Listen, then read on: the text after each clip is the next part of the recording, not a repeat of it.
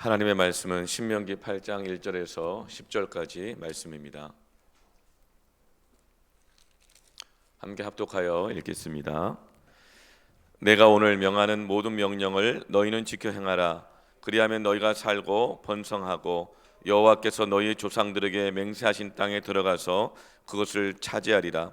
내 하나님 여호와께서 이 40년 동안에 내게 광야 길을 걷게 하신 것을 기억하라. 이는 너를 낮추시며 너를 시험하사 내 마음이 어떠한지 그 명령을 지키는지 지키지 않는지 알려 하심이라. 너를 낮추시며 너를 줄이게 하시며 또 너도 알지 못하며 내 조상들도 알지 못하던 만나를 내게 먹이신 것은 사람이 떡으로만 사는 것이 아니요 여호와 입에서 나오는 모든 말씀으로 사는 줄을 내가 알게 하려 하심이니라. 이 40년 동안에 내 의복이 헤어지지 아니하였고 내 발이 부르트지 아니하였느니라. 너는 사람이 그 아들을 징계함 같이 내 하나님 여호와께서 너를 징계하시는 줄 마음에 생각하고 내 하나님 여호와의 명령을 지켜 그의 길을 따라가며 그를 경외할지니라.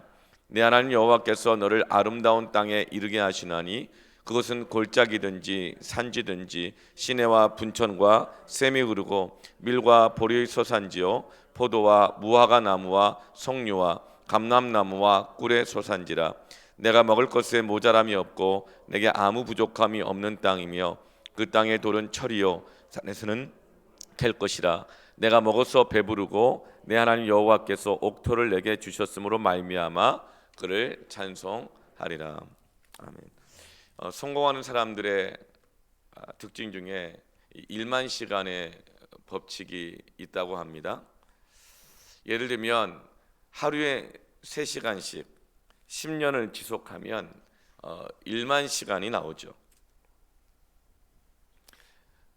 그런데 하나님께서는 이스라엘 백성들을 가나안 땅에 들어가게 하시고 그 약속을 하나님의 축복을 받아 누리는 그 백성들이 되게 하시기 위하여서 광야에서 40년을 광야 생활을 지속하게 하셨습니다. 그럼에도 불구하고 이스라엘 백성들은 그 약속의 땅 가나안에 들어가지 못하고 약속의 땅을 취하지를 못하게 되어지죠. 40년간 하나님이 출애굽을 하게 하시고 십계명의 말씀을 주시고 모세를 통하여서 거듭거듭 말씀해 주셨습니다. 그럼에도 불구하고 가나안 땅에 들어가지 못해요. 이제 하나님께서는 광야 세대 그 다음 세대들이 이제 가나안 땅에 들어가게 하시는데 하나님은 신명기 말씀을 통해서 다시 또 거듭해서 말씀을 주고 계십니다. 한 40년 잔소리를 했는데 40년을 가르쳤는데 여전히 완악해요. 여전히 불순종해요. 그러면 다시 말을 하고 싶겠습니까?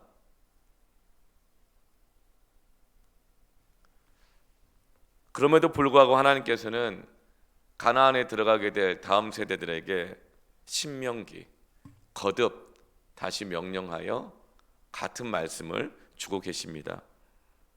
이것은 무엇일까요?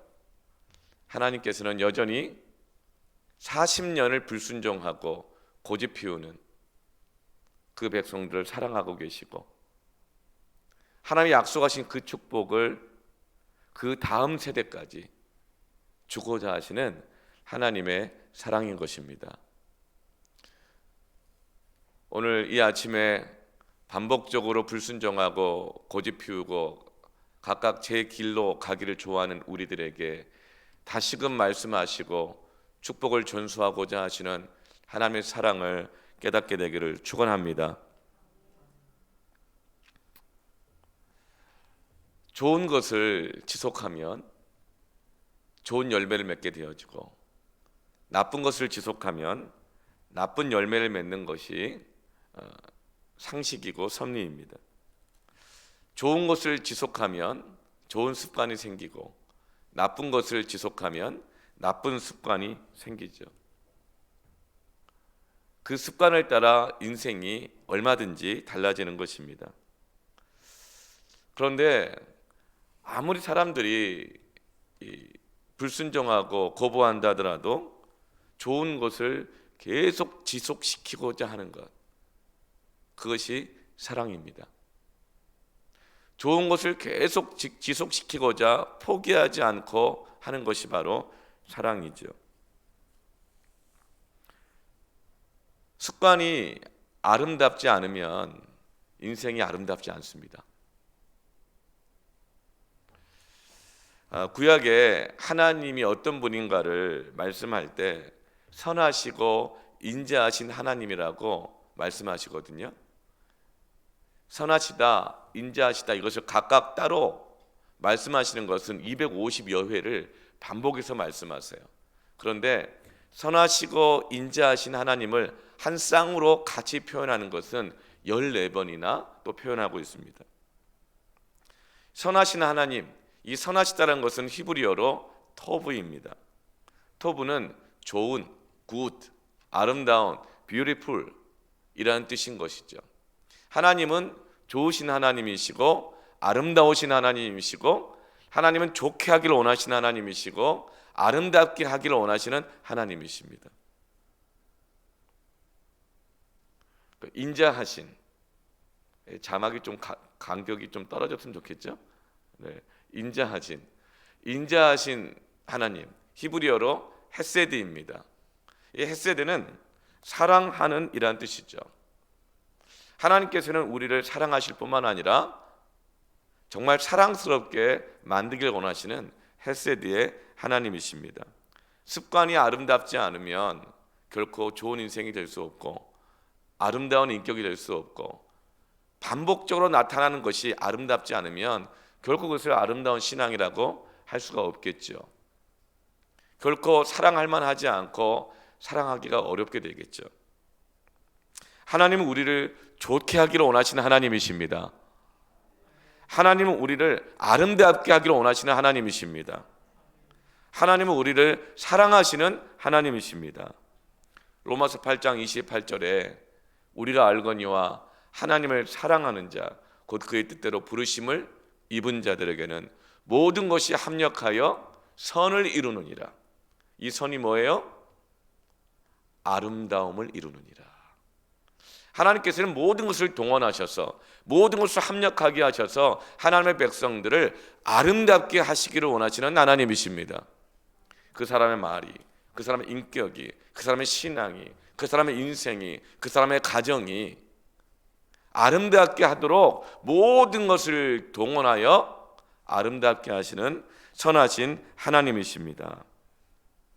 오늘 신명기 8장에서 하나님이 그 다음 세대들을 아름답게 하시고자 좋은 열매를 맺게 하시고자 축복을 전수하게 하시고자 두 가지 습관을 훈련하게 하십니다. 첫 번째, 따라하십시다. 반복적으로. 반복적인 습관을 훈련하셔요. 오늘 2절 말씀을 보면 내 하나님 여호와께서 이 40년 동안 내게 광야길을 걷게 하신 것을 기억하라. 40년 동안이나 반복적으로 말씀해 주신 것을 기억하라는 거예요. 40년 동안이나 반복적으로 경험한 것을 기억하라는 거예요. 모세오경, 창세기, 출애굽기, 레위기, 민수기, 신명기까지 이 율법이 담겨 있는 이 말씀의 핵심은 뭐예요? 하나님의 말씀을 지키면 순종하면 복을 받고 하나님의 말씀에 고집 피우고 자기 뜻대로 살아가게 되어지면 하나님의 심판, 저주, 징계, 화가 있다. 이게 이 핵심입니다. 광야 40년 동안 하나님의 말씀대로 순종했을 때 하나님께서 은혜를 주셨고 지켜주셨고 그 말씀을 순종하지 않고 자기 멋대로 했을 때 결국은 하나님의 징계가 있었다는 것을 반복적으로 했던 것을 기억하게 하십니다. 그 이유가 너를 낮추시며 너를 시험하셔서 너의 마음이 어떠한지 그 명령을 지키는지 지키지 않는지 알려 하십니다. 여러분, 왜 하나님께서는 한 40일 정도면 걸어가서 건너갈 수 있었던 그 광야길을 40년간 걷게 하실까? 불순종할 때마다 하나님은 다시 다시 빼. 불순종할 때마다 다시 빼. 자기가 옳은 길로 갔을 때마다 다시 돌아. 그래서 하나님은 40일이면 갈 수 있는 길을 40년 동안 이렇게 반복적으로 광야 길을 걷게 하실까? 왜냐하면 알려고, 우리가 순종하는지 안 하는지 알고자. 하나님은 전지전능하신데 다 아시는데 하나님이 정말 몰라서 그러실까요? 궁금해서 그러실까요? 아니에요. 누가 깨달으라고 그럴까요? 우리가 깨달으라고 그러는 거예요. 여러분, 하나님의 말씀을 지킬 때에 그 사람의 마음의 본심이 어떠한지 알 수 있습니다. 말로는 다 해요. 아름답고 거룩한 말 다 해요. 그런데 정말 그 사람의 신앙이 아름다운지, 순종하는 신앙인지 언제 알아요? 그 말씀을 지킬 때 알아요. 말로는, 지식만으로는 마음과 인격과 신앙의 가치가 형성이 안 됩니다. 그 사람이 말하는 것이 그 사람의 신앙의 가치인 것 같잖아요. 아니에요. 행함이 없는 믿음은 죽은 믿음이라. 하나님이 계신 것은 귀신도 알고 떠느니라. 귀신들도요, 하나님 어떤 분인 줄 알고요, 귀신들도요 신앙 고백을 해요. 그러나 그대로 살지 않아요. 행하지 않아요. 말과 지식만으로는 그 사람 마음이 형성이 안 됩니다. 신앙이 형성이 안 돼요. 그래서 도대체 그 사람의 신앙이 무엇인지 알 수가 없고 그 사람의 진짜 마음이 무엇인지 알 수가 없어요. 어떤 이는 이렇게 말합니다. 신앙생활 오래 했는데 도대체 내가 인생을 오래 살았는데 정말 내가 뭘 원하는지 모르겠다. 내가 왜 사는지 모르겠다. 하나님의 뜻이 어디 있는지 난 도무지 모르겠다 그래요. 여러분, 그럼 언제 알까요? 지속적으로 하나님의 말씀을 지킬 때, 내 자아를 꺾고 내 고집을 꺾고 내 계획을 꺾고 하나님의 말씀에 순종할 때, 심지어는 어디까지 갈 때요? 낮아지는 자리에 갈 때, 낮추실 때, 그때에도 내가 원하는 자리가 아닌데 하나님 이렇게까지 나를 낮추십니까? 그런 원망이 들 때에도 그 자리에서도 말씀에 반복적으로 순종할 때, 여러분, 그때 신앙이 형성됩니다.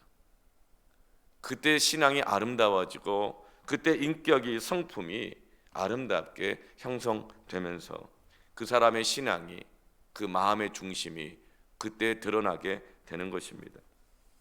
높은 자리 있을 때, 인정받는 자리 있을 때, 잘 될 때, 그때는 다들 여유롭고 너그럽고 아름답고 좋은 말, 행동할 수 있습니다. 그런데 하나님이 낮추실 때에, 시험하실 때에, 그 자리에서도 여러분 하나님의 말씀대로 순종할 때, 지킬 때, 그때 그 사람의 신앙을 알 수가 있고 그 사람의 신앙의 가치를 알 수가 있는 것이죠. 욥기 23장 10절 말씀에 나의 가는 길을 오직 그가 아시나니 그가 나를 단련하신 후에는 정금같이 나오리라. 이 사람이 굴러다니는 쓸모없는 잡석인지 원석인지는 언제 알아요? 단련해보면 알아요. 갈고 깎아보면 아는 것입니다. 그냥 돌멩이는 아무리 반복적으로 지속적으로 깎아도 단련해도 빛이 나지 않습니다. 그러나 원석은 깎아보면 압니다. 단련시켜보면 압니다. 반복적으로 연단해보면 압니다. 그때 보석인 것이 드러나는 것이죠. 이것이 바로 하나님께서 우리를 반복적으로 시험하시는 이유인 것입니다. 여러분, 하나님의 말씀 앞에 반복적으로 순종하시길 바랍니다. 그때 알게 되는 거예요. 아, 내가 원석이구나. 나는 원래 보석되기 위해서 이 땅에 보냄을 받은 것이구나. 그런데 문제는 우리가 모른다는 거예요. 내가 보석이 되어야 할 원석으로 부름받았다는 걸 모른다는 거예요. 왜요? 연단을 피하니까, 내 생각대로 내 고집대로 그냥 가니까, 깎아지지 않으니까. 그래서 내가 원석인 걸 모르니까 헛된 것에 돈 몇 푼에 양심을 팔고 신앙을 바꿔먹는 것이죠. 내가 하고 싶은 것과 내 욕심과 예배를 바꿔버리고, 내가 하고 싶은 것과 내 욕심과 하나님이 나에게 맡기시는 것들을 그냥 쉽게 바꿔버리는 거예요. 내가 보석인지 모르니까. 그래서 하나님께서 헛된 것에 너 인생을 허비하고 바꾸지 말라고 시험하사 낮추시고 반복적으로 말씀 앞에 세우시고 너의 자아를, 너의 고집을, 너의 스케줄을, 너의 계획을 꺾고 그 말씀대로 지키도록 하게 하시는 것입니다. 그래야 우리가 보석인 걸 알아요. 그래야 우리가 헛된 것에 우리 인생을 허비하지 않으십니다. 창세기 22장에 하나님이 아브라함에게 가장 소중한 것을 바치라 그래요. 그게 뭐죠? 자식입니다. 자식도 그냥 자식이 아니라 독생자. 이삭을 제물로 바치라 그래요. 아브라함에게는 이삭만 있지는 않았죠. 이스마엘이란 또 자식이 있었어요. 자식도 여러 자식이 있는데 더 소중한 자식이 있단 말이죠. 더 마음에 들고 더 기대를 갖고 있는 자식이 있어요. 이삭은 아브라함의 비전이었어요. 그렇게 오랫동안 기다렸던 비전이었고 아브라함의 기대였어요. 뿐만 아니라 이스라엘 백성들의 비전이기도 합니다. 그런데 그 이삭을 제물로 바치라고 시험하십니다. 아브라함은 굉장히 힘들어하고 갈등해요. 그러나 결국 순종하여 하나님께 제물로 바치려고 하죠. 그때 하나님께서 급히 말리시면서 창세기 22장 12절에 이렇게 말씀하세요. 사자가 이르시되 그 아이에게 내 손을 대지 말라. 그에게 아무 일도 하지 말라. 내가 내 아들 내 독자까지도 내게 아끼지 아니하였으니 내가 이제야 내가 하나님을 경외하는 줄을 아노라. 말씀 앞에 순종해 볼 때 그때 알게 되는 거예요. 말씀 앞에 순종할 때 이삭이 정말 하나님이 주시는 약속의 자녀라는 것이 드러나게 되어지고, 아브라함이 독자라도 아끼지 않고 하나님 앞에 순종하여 드릴 때에 아브라함이 바로 이 사건 이후에 아브라함이 됩니다. 그 전까지는 아브람이었어요. 이 아브람은 우상을 만들어 섬기던 살던 그 아버지 데라가 지어주었던 이름이 아브람입니다. 아브람의 뜻은 뭐냐면 큰 자란 뜻이에요. 그러니까 그 아브람의 아버지 데라는 그 아들이 큰 자가 되기를 원했던 거예요. 성공하는 사람, 잘 나가는 사람, 다른 사람 위에 있는 사람 되기를 원해서 아브람이라고 이름을 지어줬어요. 그런데 아브라함이 그 아들 독자 이삭을 하나님께 바쳤을 때에 하나님께서 그 아들을 제물로 바치는 것을 멈추게 하실 뿐만 아니라 아브람을 이제는 아브라함이라고 부르게 합니다. 아브라함의 뜻은 뭐죠? 열국의 아비입니다. 네 인생 잘 먹고 잘 살고 대단하고 훌륭하고 성공한 사람 되는 것이 아니라 이제는 너는 많은 사람들을 먹이는 열국의 아비가 되어라. 너는 이제 축복을 전수하는 자가 되어라. 여러분, 하나님의 말씀 앞에 순종할 때에 아브라함이 아브라함이 됩니다. 보석인 것이 드러나게 되는 것입니다. 하나님이 몰라서 이스라엘 백성들 40년 동안이나 시험하신 것이 아니고 그 시험의 목적은 우리가 어떤 부르심을 받은 자들인지를 알도록, 우리를 낮추시고 겸손하도록 자각하도록, 그리고 깨닫도록 하시기 위해서 우리에게 반복적으로 시험하시는 것입니다. 인생에 반복되는 시험과 연단이 무엇이 있을까요? 오늘 3절 말씀을 보면요, 너를 낮추시며 너를 줄이게 하신다 그랬어요. 반복적으로 그랬어요. 낮추셔요, 줄이게 하셔요. 그러면 정말 시험 들어요. 힘들어요. 우리 인생에서는 반복적으로 우리가 겪는 시험과 연단은 낮아짐이에요. 인정받는 문제, 자존심, 명예. 내 자존심 딱 걸리잖아요. 명예에 걸리잖아요. 인정받는 문제에 걸리잖아요. 누가 나를 낮잡아 본다라든가 나를 이렇게 낮춘다든가 그러면 막 시험에 듭니다. 그때부터 연단이 막 시작됩니다. 또 하나, 너를 줄이게 하시며 먹고 사는 문제. 먹고 사는 문제가 어려워지게 되어지면 정말 시험 들고, 특히 영적인 갈등, 신앙의 갈등이 막 생기는 거예요. 그런데 이것 중에 한 가지만이라도 힘든데 하나님께서는 이 두 가지를 함께 동시에 시험하실 때가 있어요. 낮아지는 문제와 먹고 사는 문제, 자존심의 문제와 먹고 사는 문제, 명예의 문제와 먹고 사는 문제, 승진의 문제와 먹고 사는 문제. 하나님은 이 낮추심을 통해서, 또 먹는 것을 통해서 내가 인정받고 사회적 지위에 올라서고 자존심 지키면서 먹고 사는 그것보다 더 중요한 것이 있다는 것을 깨닫도록 하십니다. 그것이 무엇일까요? 3절 하반절에 만나를 내게 먹이신 것은 사람이 떡으로만 사는 것이 아니요 여호와 입에서 나오는 모든 말씀으로 사는 줄을 내가 알게 하려 하심이니라. 하나님은 이 두 가지 시험, 연단을 통하여서 정말 우리 인생에 중요한 것이 무엇인가를 알게 하십니다.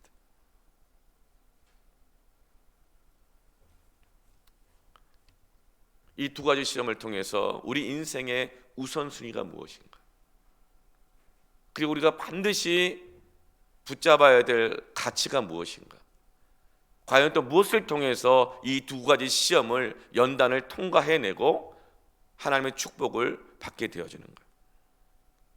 사람이 떡으로만 살 것이 아니라, 먹고 사는 문제 갖고 자존심 문제잖아요. 요즘은 밥 못 먹어서 굶어 죽는 사람 없잖아요. 자존심 상해서 죽지요. 배고파서 죽는 사람이 있어요. 자존심 상해서 죽어요. 이것을 통해서 우리의 인생에 정말 중요한 가치가 무엇이고 우선순위가 무엇인가를 알게 하십니다. 여러분, 세상이 돈이 최고의 가치인 것 같고 돈만 있으면 다 될 것 같잖아요. 그러나 돈보다, 먹고 사는 것보다 더 중요한 가치가 있습니다. 그게 뭘까요? 만나를 먹이실 때 언제 먹었어요? 늘 새벽에 먹었습니다. 새벽에, 매일 하루의 첫 시간에 반복적으로 매일 하루의 첫 시간에 새벽에 반복적으로 하나님의 말씀을 받아 먹게 하신 것이죠. 그렇게 40년 동안 매일 새벽마다 만나를 받아 먹었을 때에 가나안 땅에 들어가서도 그렇게 하기를 원하시는 거예요. 13절에 이제 가나안 땅에 들어가게 되면 어떻게 될까요? 또 내 소와 양이 번성하며 내 은금이 증식되며 내 소유가 다 풍부하게 될 때에, 그렇게 원하는 직장에 들어가고 그렇게 원하는 집을 분양을 받고 그렇게 원하는 사업이 뜻대로 잘 되어서 내 소유가 다 풍부하게 될 때에 14절에 내 마음이 교만하여 내 하나님 여호와를 잊어버릴까 염려하노라. 40년간 매 새벽마다 만나를 받아 먹지 않으면 살 수 없는 것을 통해서 너희들의 삶의 우선순위는 먹는 것이 아니라 매 새벽마다 하나님이 정해 주신 그 시간에 일어나서 하나님을 바라보고 하나님 은혜를 구하며 살아갔던 그 반복적인 순종의 삶을 통하여서 가나안 땅에 들어가게 되어지면 너희의 소유가 풍부하게 될 때에도 교만해지지 않게 된다는 거예요. 때로는 물질의 손해를 볼 때에도, 때로는 부도가 났을 때에도 원망하거나 절망하거나 비참하게 되지 않고 다시 하나님의 은혜를 의지하여 일어설 수 있게 하시고 축복의 전수자가 되게 하신다는 것입니다. 여러분, 반복적인 순종을 통해서 내 삶의 우선순위가 무엇인지가 드러납니다. 내 삶의 우선순위를 다시금 세우시기를 축원합니다. 네. 마태복음 6장에 예수님이 말씀하셔요. 마태복음 6장에서 예수님이 설교하실 때 그날에는 예수님의 말씀을 들으러 많은 사람들이 모여들었는데 그들은 전부 다 논밭이 없고 직장이 없고 일자리가 없어서 온 사람들이었어요. 그러니 올 때 뭐 도시락이라도 변변히 싸갖고 왔겠어요?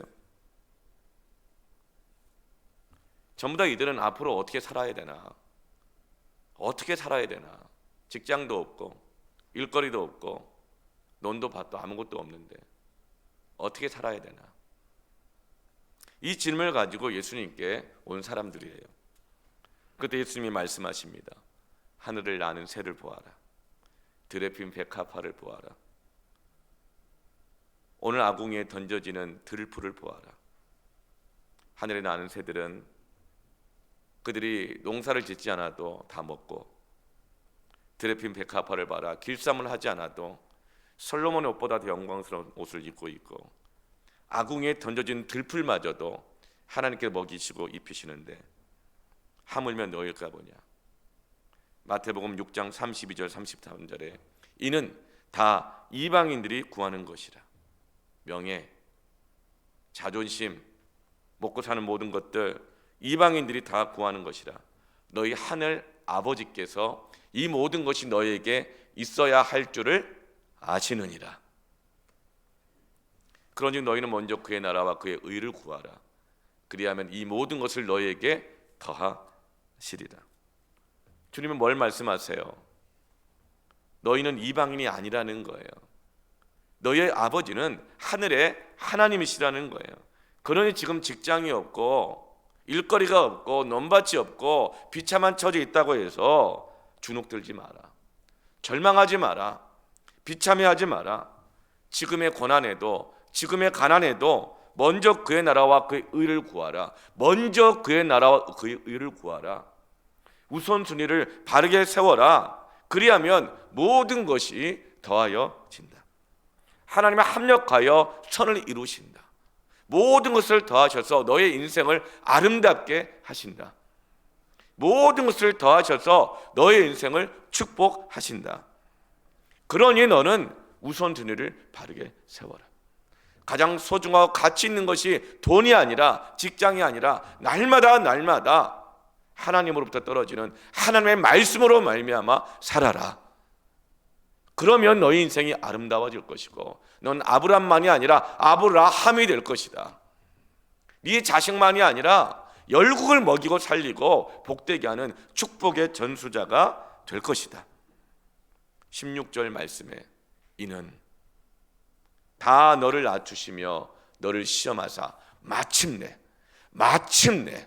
내게 복을 주려 하심이었느니라. 이것이 하나님께서 우리를 반복적으로 낮추시고 줄이게 하시는, 반복적으로 우리를 단련하시고 시험하시는, 그래서 우리가 마침내 우리의 우선순위가 하나님이 되고 마침내 우리가 먼저 그의 나라 의를 구하고 날마다 말씀을 묵상하고 주의 뜻 앞에 나의 고집과 생각과 계획과 욕심 모든 것들을 깎아내면서 순종하는 자가 되어서 복을 주려 하심이니라. 여러분, 반복적으로 하나님의 말씀 앞에 나아가십시오. 하루의 첫 시간을, 가장 소중한 것을 하나님께 드리시기를 축원합니다. 그럴 때 우리는 축복의 전수자가 될 수 있습니다. 전도서 12장 11절 말씀에 지혜자들의 말씀들은 찌르는 채찍들 같고, 회중의 스승들의 말씀들은 잘 박힌 못 같으니 다 한 목자가 주신 바이니라.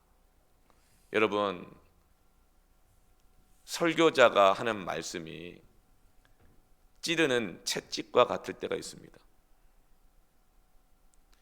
설교자가 하는 말씀들이 잘 박힌 목과 같아요. 채찍은 때리면 어때요? 상처가 나잖아요. 아프잖아요. 못을 박으면 어때요? 여러분, 못 박아보세요. 안 아파요? 막 내 가슴에 못이 박혔다는 둥, 뭐 이런 말을 하잖아요. 잘 박힌 못 같대요. 그런데 지혜자들, 스승들의 이 말씀은 다 누가 주었다고요? 다 한 목자가 주신 바이니라. 주님께서 여러분을 연단하시고 복되고 아름답게 하시기 위해서 징계하심 같이, 사람이 그 아들을 징계하신 것 같이 내 하나님 여호와께서 너를 징계하신 줄 마음에 생각하시기를 바랍니다. 하나님의 말씀으로 받으시기를 바랍니다. 그런데 말씀을 받아도 채찍이 안 돼요. 못이 안 돼요. 왜요? 내가 받은 말씀을 더 중하게 생각하거든요. 자극도 안 되고 무시해요. 여러분, 그러면은 주님의 말씀을 받을 수가 없고 아름다워질 수가 없다는 거예요. 지혜자들과 회중의 스승들의 말씀들을 채찍과 같이, 잘 박힌 목과 같이 받으시길 바랍니다. 주님이 주시는 말씀으로 받으시길 바랍니다. 그럴 때 복되게 되는 거예요. 지혜자들과 스승들의 말씀을 채찍과 같이, 잘 박힌 목과 같이 받지 않은 사람 중에서 그 사람의 신앙이 아름다워지는 경우를 못 봤어요. 그 사람의 가정이 아름다워지는 경우를 못 봤어요. 자기들끼리는 아름답다 그래요. 자기들끼리는 좋다 그래요. 그러나 아름답지 않아요. 축복이 전수가 되는 것이 아니라 그 축복이 자기들 안에만 탁 이렇게 가두어져 있어요. 흘러가지 않아요. 아무리 좋은 것도 고여 있으면 썩습니다. 패밀리도 그래요. 가정도 그래요. 자기들끼리 너무 좋다 그래요. 근데 가만 보면 축복이 전수가 안 돼요. 왜 그런 줄 아세요? 지혜자들과 스승들의 말씀이 채찍과 잘 박힌 목과 같이 박히지 않아서 그래요. 여러분, 그럴 때 아름답지 않게 됩니다. 여러분, 반복적으로 하나님의 말씀 앞에 순종하시길 축원합니다. 어떤 이는요, 반복적으로 하는 것을 형식적인 것이라고 생각해요. 그래서 그것을 깨야 한다고 거부합니다. 율법이라고만 생각하는 거예요. 그런데 여러분, 형식이 없는 사람은 깰 것도 없는 거예요. 그릇이 없이는 담을 수가 없어요. 여러분, 형식은 반복에서 나옵니다. 하나님은 형식을 훈련시키셔요. 광야 40년 동안 율법을 훈련시키셨어요. 거기에도 모자라서 가나안 땅 들어가서도 그 다음 세대에게 손목에 메고 이마에 붙이고 문설주에 붙이고 반복적으로 레위기 말씀을 보세요. 얼마나 반복적으로 그 형식을 훈련시키십니까? 여러분, 율법은 형식입니다. 아름다운 형식입니다. 율법은 아름다움을 담는, 거룩함을 담는 거룩한 형식입니다. 그런데 그 율법을 다 지키려고 하다 보면 형식만으로는 안 되고 정말 은혜가 필요한 것을 깨달아요. 더 은혜로운 형식이 필요한 것이 아니라 형식은 완벽한데, 율법은 완벽한데 그것을 온전히 이룰 수 없는 나에게 은혜가 필요하다는 것을 언제 알아요? 율법을 반복적으로 지켜볼 때에 정말 나의 수준을 알게 되어지고 나는 하나님의 은혜가 필요하다는 것을 그때 깨닫게 되는 거예요. 그러면서 반복적인 순종을 통해서 형식을 뛰어넘게 되는 것입니다. 여러분, 이렇게 생각하는 분이 혹시 있으세요? 억지로 예배를 할 바에는 집에 가서 잠을 자는 것이 낫다. 정말 그럴까요? 여러분, 억지로 예배를 드릴 바에 집에 가서 잠을 자니까 더 신앙이 아름다워집니까? 그 다음 주 드리는 예배가 더 진실해지고 간절해지고 아름다워집니까? 아니에요. 와서 졸더라도, 졸면서 예배를 드리더라도 예배를 드리는 것이 더 낫습니다. 형식적인 헌금은 안 한다. 아니요. 아까워하면서라도 11조를 하는 것이 더 아름다운 것입니다. 여러분, 참 반복적으로 훈련하는 게 어려운데요. 제가 자녀들 훈련시킬 때 정말 어려운 훈련이 뭐냐면 잠자는 시간, 깨는 시간. 근데 그 가장 걸림돌이 뭔지 아세요? 핸드폰이에요. 스마트폰.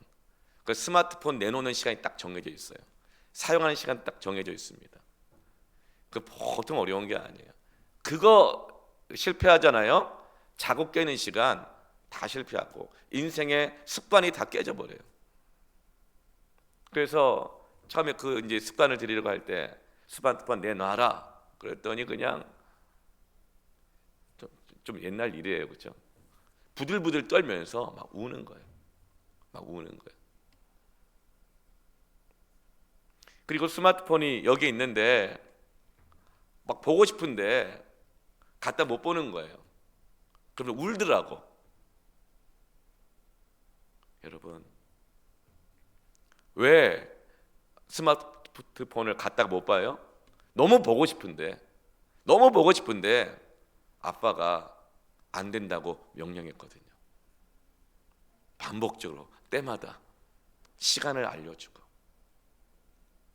여러분, 그러니까 너무 보고 싶은데 아빠가 명령했으니까 순종하느라 울고 있는 거예요.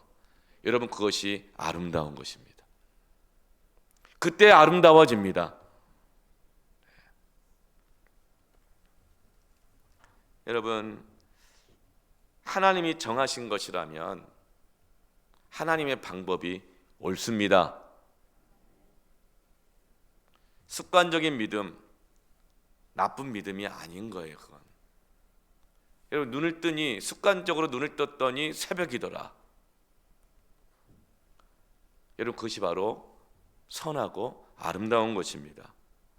그 사람의 인생이 아름답게 되고 그 사람은 어디를 가든지 축복을 전수하는 사람이 됩니다. 여러분, 반복적으로 우선순위를 세워서 하나님의 말씀 앞에 순종하시길 바랍니다. 두 번째로 따라합시다. 명령대로. 오늘 1절 말씀에 모든 명령을 너희는 지켜 행하라. 6절에도 내 하나님 여호와의 명령을 지켜 그의 길을 따라가라.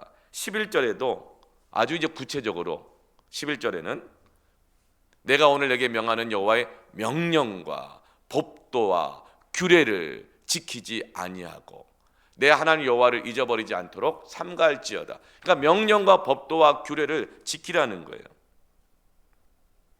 여러분, 하나님께서는요, 이 명령과 법도와 규례를 창세기, 출애굽기, 레위기, 민수기, 신명기까지 모세 오경 안에 답답할 정도로 아주 세세하게 기록해 놓으셨고 이대로 하라고 명령대로 하라고 시키는 대로 하라고 계속 말씀하세요. 여러분, 특히 여러분 레위기 이런 거 한번 읽어보세요. 읽다 보면 대부분 중간에 졸아요. 왜냐하면 너무 자세해가지고 그 말이 그 말 같고 그 말이 그 말 같고 너무 자세해서. 뿐만 아니라 사람들은요, 시키는 대로 하는 것에 대한 거부감을 갖고 있어요. 특별히 너무 자세하게 시키잖아요. 그럼 꼰대라 그래요. 너무 자세하게 시키잖아요. 체크하잖아요. 꼰대라 그러고 불편해하고 거부감을 갖습니다. 그래서 레위기 읽다 보면 막 조는 거예요. 안 보는 거예요. 요즘 새벽 큐티 말씀 큰스 맑은 샘 본문에 아모스서잖아요. 다들 막 불편해 하시더라고. 예. 찌르는 채찍과 같고 막 박는 목과 같잖아요. 근데 반복적으로 말씀이 나오잖아요. 그런데 명령대로, 규례대로, 법도대로 지켜야 축복이 전수되기 때문에 하나님은 명령대로 하라고 말씀하십니다. 민수기 26장에 아론 제사장의 두 아들이 있습니다. 근데 두 아들이 언제 죽냐면 예배를 드리다가 죽어요. 현대의 성경에서는 민수기 26장 61절에 그 아론의 두 아들이 왜 예배드리다 죽었는지 말씀합니다. 나답과 아비후는 여호와께서 명령하시지 않은 다른 불로 분향하다가 죽었다. 제사장들이 갖고 있는 가장 중요한 사명 중에 하나는 뭐냐면 성막 안에 있는 불을 꺼뜨리지 않는 거예요. 하나님께서 내려주신 그 불을 잘 간직을 해서 그 불을 가지고 번제도 드리고 성막 안에 불을 밝히도록 되어 있어요. 그래서 이 불을 꺼뜨리지 않는 것이 가장 중요한 사명입니다. 그런데 불을 꺼뜨린 거예요. 왜 그럴까요? 성막 출입을 제때 안 한 거예요. 자기가 가고 싶을 때 가고 안 가고 싶을 때 안 가고. 그러니 불 관리를 안 한 겁니다. 그러다가 불을 꺼뜨렸어요. 그런데 예배를 드려야 되잖아요. 그러니까 급하니까 어디서 가져왔는지 모르겠어요. 어디 캠핑장에서 갖고 온 캠파이어 불인지 가스불인지 뭔지 모르겠지만 임기응변으로 다른 불을 구해서 제사를 드렸어요. 그러다가 죽은 거예요. 여호와께서 명령하시지 않은 다른 불로 분향할 때 영적으로 죽는 것입니다. 그 사람의 삶에 하나님의 보호하심이, 하나님의 그 덮어주심이 거두어지게 되어지고 재난과 기근과 고난이 오게 되는 거예요. 열왕기상 13장에 다윗이 언약궤를 옮길 때에 새로 만든 수레에다가 실어서 옮겼어요. 원래 말씀에는 하나님 뭐라고 명령하셨어요? 언약궤는 아무나 매면 안 되고 레위인이 메고 어깨에 직접 메고 언약궤를 옮겨야 된다라고 말씀해 주셨어요. 그런데 다윗이 생각할 때 자기 생각에는 수레에 싣고 가는 것, 그것도 아주 그냥 새로운 이 수레에 싣고 가는 것이 훨씬 더 능률적인 것 같아요. 그래서 소가 끄는 수레에다가 싣고 갔는데 소가 가다가 놀라가지고 언약궤가 떨어질 뻔하니까 웃사가 언약궤가 땅에 떨어지지 않도록 손을 대었다가 죽어버렸어요. 왜냐하면 언약궤는 손으로 댈 수 없게 돼 있거든요.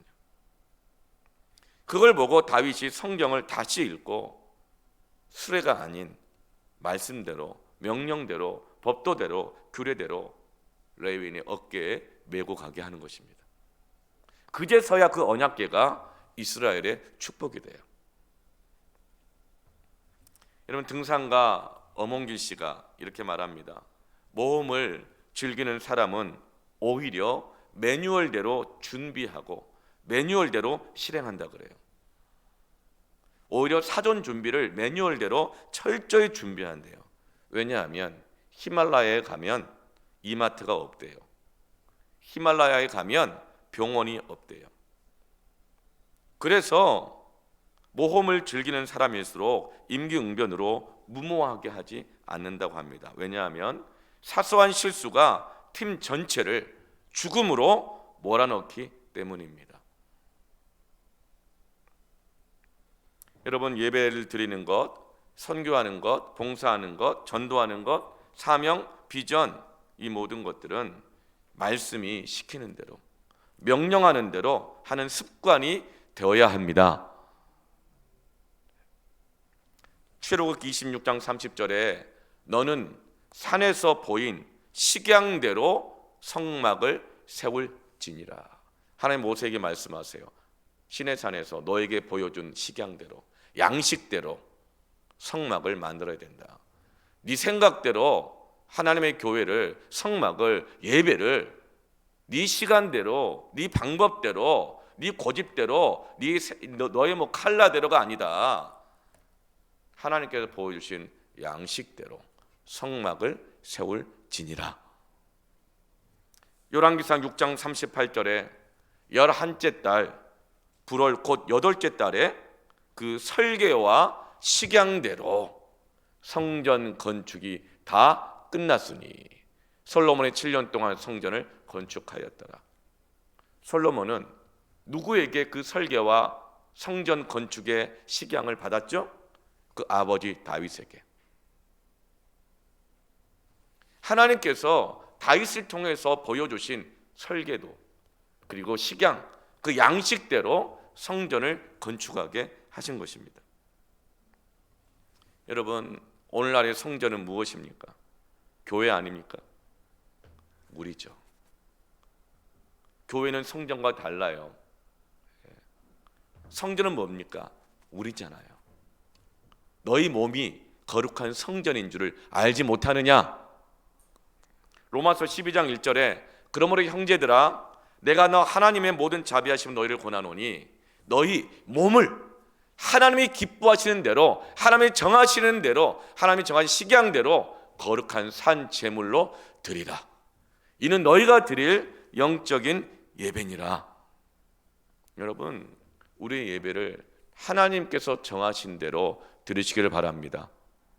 내 몸의 습관을 하나님이 말씀하시는 대로, 정하신 대로 내 몸을 세워가시길 바랍니다.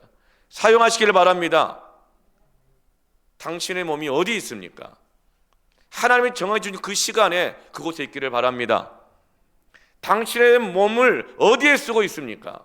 하나님이 정해주신 그대로 여러분의 몸이 쓰여지기를 축원합니다. 그게 내 삶의 예배가 되는 것이고, 우리가 현장에 나오든 온라인에 나오든 어디에 있든지 그것이 정말 진정한 예배가 되는 것입니다. 자기가 생각한 대로, 계획한 대로 반복적으로 살아가게 되어지면 그건 오히려 나답과 아비후가 죽음을 당하게 되는 예배가 되고, 그냥 아브라함이 그냥 아브람이라는 인생으로 멈추게 되어지는 축복의 전수자가 되지 못하는 이유가 되는 것이죠. 축복을 전수하기 위해서는 반복적으로 순종하시길 바랍니다.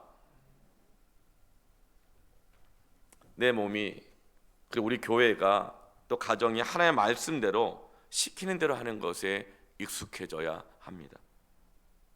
그때 가나안에서 이 다음 세대들은 생존을 넘어서서 축복의 전수자가 될 것입니다. 이제 함께 찬양하면서 기도하겠습니다.